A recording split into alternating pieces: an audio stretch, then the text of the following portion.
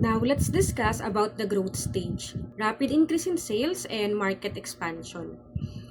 During this stage, sales increase rapidly because more consumers become aware of the product.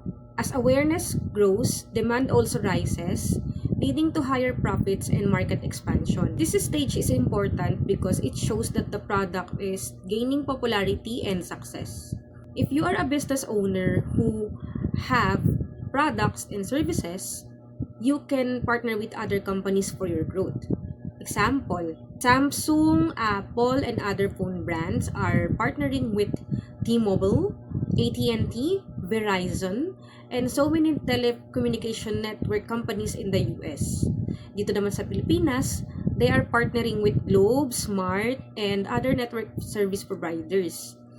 They're doing it to have rapid increase in sales, market expansion, and also they offer their products to other companies para nag-i-increase yung distribution channels nila.